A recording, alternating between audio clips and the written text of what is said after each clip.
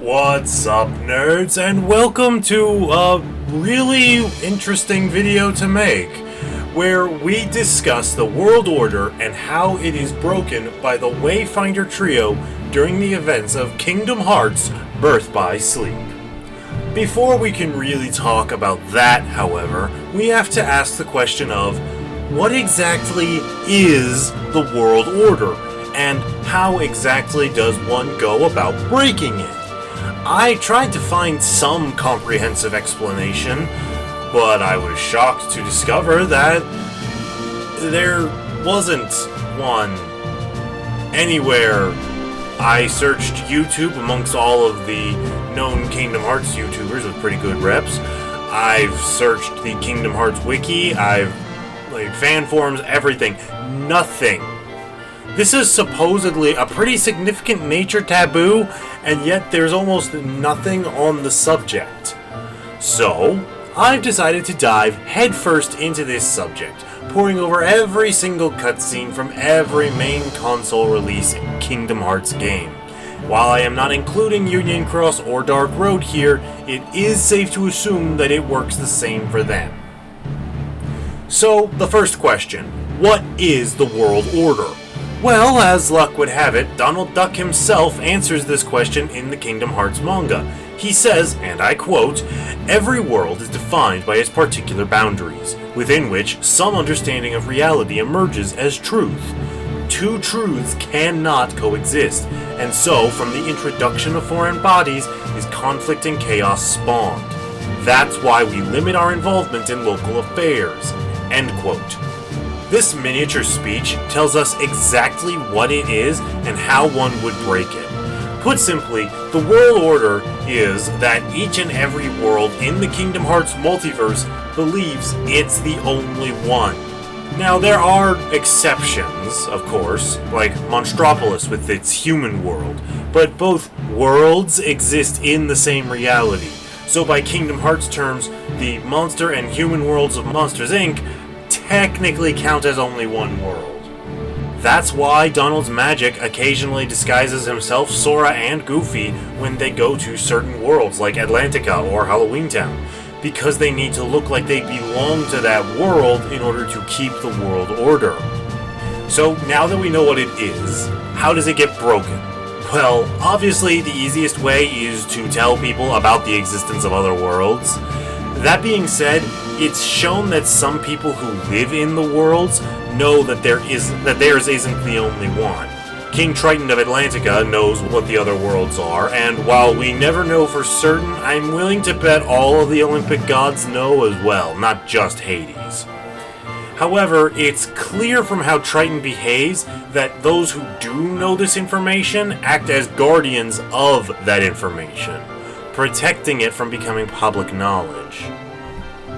Another way to break the world order is to be heavily involved in local affairs, but I feel like this one is more context sensitive, because otherwise merely standing on a world not your own would be in violation, yet no one ever acts as such is the case. Just to give an example, I do not believe Sora's actions in Deep Jungle break the world order. It's exclusive to that isolated jungle in the middle of the ocean. The only people affected are Clayton, Jane and her father, Tarzan, and the gorillas. Significant characters to the story of Tarzan, yes, but in the context of their entire world, they're just a handful of explorers who never returned from a very dangerous expedition. On the other side of the equation, I feel like Sora's actions in Land of Dragons absolutely breaks the world order, actively participating in a war as 3 of Shang's soldiers, not to mention openly interacting with the Emperor and affecting Mulan's development. And let's focus in on that for a second, because that's another detail I want to point out. Most of these levels play out the events of a beloved Disney movie, and obviously those events would be canon to that world's history. So we will also be judging them on how much, if at all, they affect the events of the movie they are thrown into. So now that we know what the world order is and how to break it, let's talk about the worlds that are seemingly immune to the world order being broken. Worlds where all of its inhabitants that we ever meet know about other worlds.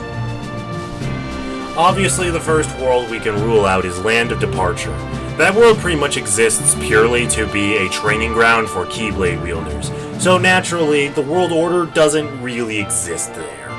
Beyond that, the only places are Yensid's Tower and the Keyblade Graveyard, as far as worlds that are relevant to Birth by Sleep anyways.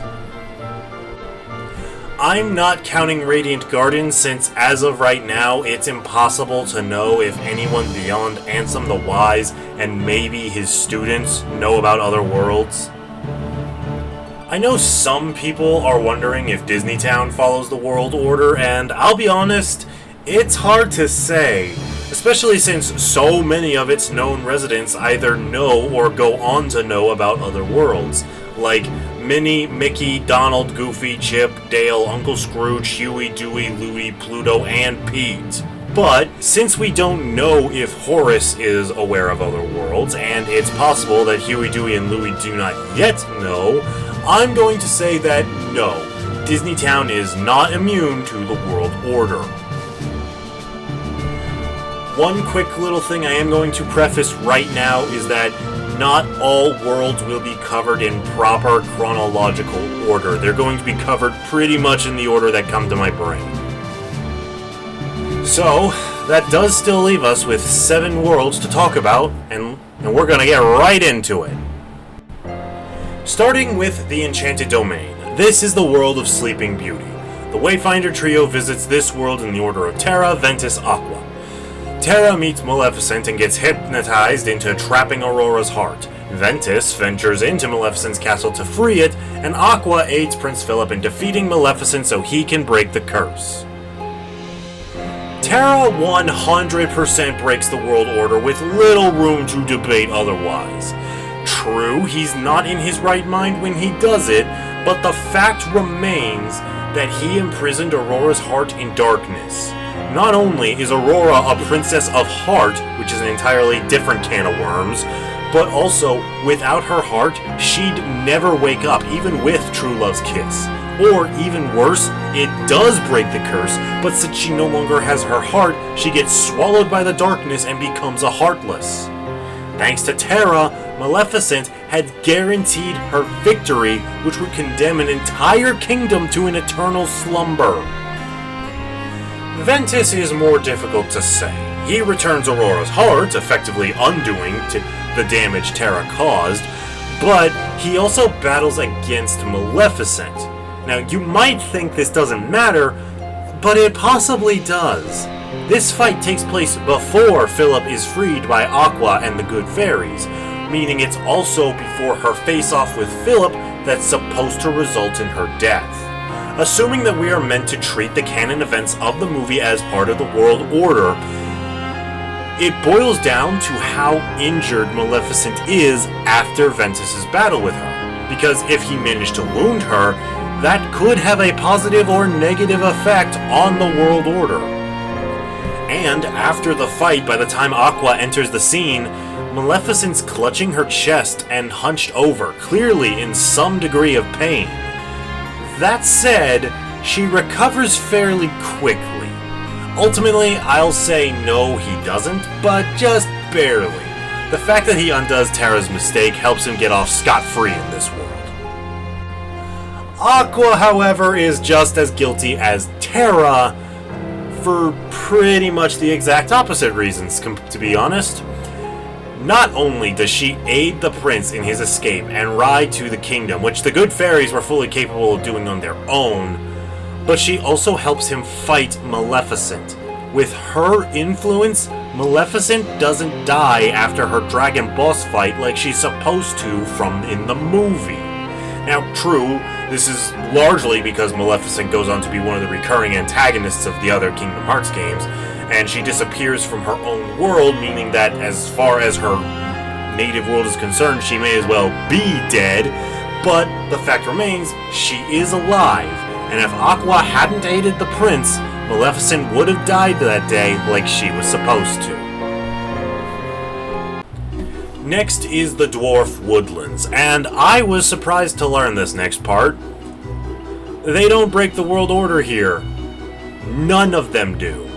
I'm sure a lot of you assumed Terra would be guilty again, but actually no. While he does take the place of the huntsman in the story, the only thing he doesn't do is expose who wanted her dead.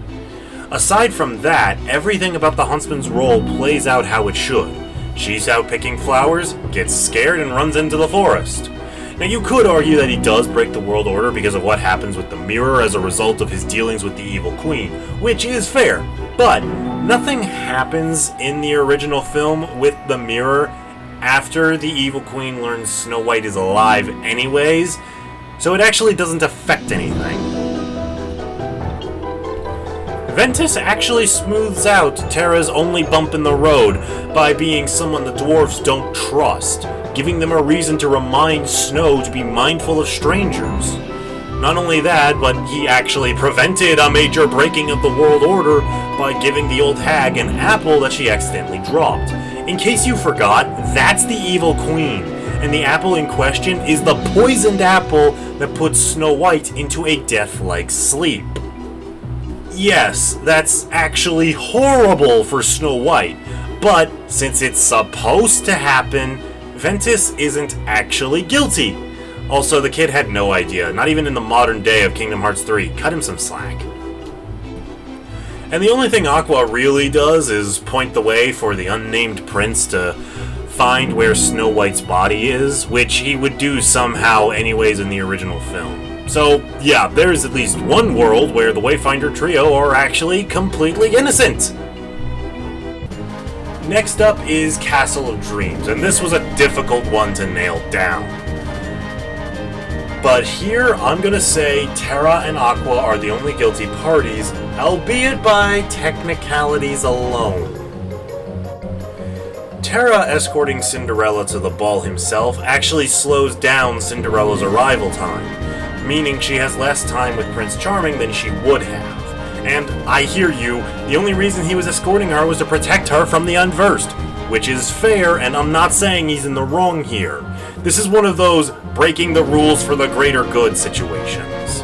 If Terra hadn't escorted Cinderella, or worse, sent her on ahead of him as he fought, she could have very well been killed by the unversed, or worse, I don't know, we don't really know what the unversed do to people. He did a net positive, but he did break the world order. Aqua's breaking of the world order is even more brief than Terra's, and that's lining herself up to try the glass slipper. Now, yes, she never actually does try it on because Cinderella is immediately freed from her room by Jacques, but she does still set herself up as a potential bride for the prince, even if she's fully aware it won't work and is just stalling for time anyways. So, yes, she breaks the world order on technicality alone. Ventus, on the other hand, doesn't break the world order at all, aside from being mouse-sized with no explanation, but if Donald and Goofy can look the way they do in so many of the worlds that they go to, then I guess it's fine. And he realistically just plays the part of the other mice that don't appear in the game, like Gus, for example, who was supposed to be in the trap. After those three worlds is Radiant Garden, and they all get off scot-free here as well, since the only people they really interact with for the most part are Scrooge and or Merlin, both of whom are known travelers of the multiverse. Ven does interact with Alias, Dylan, Ezanoi, Evan, Isa, and Lee, but nothing happens that implies he's from another world, and it's hard to tell if most of them do or don't know about other worlds at this stage. That being said, Terra does interact fairly heavily with Braig, but I'm not counting that for a lot of reasons, most of which are still clouded by questions to this day, and no, I am not certain KH4 will give us all those answers. I'm just gonna say quickly that no, none of them break the world order in Disney Town. It's just a minigame hell. Let's move on. Olympus Coliseum is a tricky one. The only ones on trial here are Terra and Aqua, again, because they're the ones who partake in the games. Not only that, but they both have a confrontation with Hades. Not only that, but Aqua fights one of the Titans. That said, the Titans are used all over the Kingdom Hearts games, when realistically they should only appear in 3 due to the story of the movie. But since that's likely a result of manipulation from the likes of Xehanort and or Maleficent, I'm willing to waive all guilt from the 2 Keyblade wielders and say that all 3 of them are innocent in the eyes of the gods. Next one I'll talk about is Deep Space, and for the first time in the whole video, all 3 of them are guilty. Terra breaks Jumba out of his cell, which is not supposed to happen. Aqua undermined Gantu well before Stitch's escape, which is way sooner than it's supposed to take place. And Ventus helped Stitch escape. But even more than that, they started Stitch's conversion from bad to good before he even left the ship, and caused him to not arrive in Hawaii, retconning Lilo and Stitch from all of Kingdom Hearts. We know this because we see him in Radiant Garden in Kingdom Hearts 2. If we are to take the movie's events as part of the World Order, then this is the most egregious breaking of the World Order in the entire game, perhaps even the entire franchise. The last world is Neverland, but since this takes place before Wendy, I'm willing to say that all 3 are innocent here, since the Wayfinder Trio's exploits sum up to be little more than another instance of Pan's antics against Hook. And before anybody asks, Aqua doesn't break any world's orders in 0.2, since the game takes place entirely in the Realm of Darkness. So, let's tally up the guilty. Sitting in last place as the one who committed the most breakings of the World Order is Terra! And the only reason I'm ranking him below Aqua is because he allowed himself to be manipulated and stole the heart of a Princess of Heart. If he hadn't done that, he'd be tied with Aqua. Speaking of which, coming in second is Aqua. 3 infractions for her first grand journey. Not a great look for a newly minted Keyblade Master. And first place goes to Ven. His only crime takes place in Deep Space, with his hand in altering Stitch's development, making him the most upstanding citizen in the eyes of the World Order for Birth by Sleep. Gotta be honest, this was fun. I'm looking forward to doing this for more games in the series. But what do you think? Is one of them more innocent or guilty than I decided here? Tell me in the comments. Let's get the community talking about this.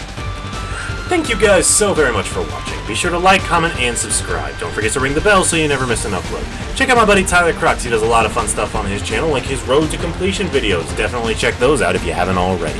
We collab all the time. I'll catch you later, nerds. May your heart be your guiding key.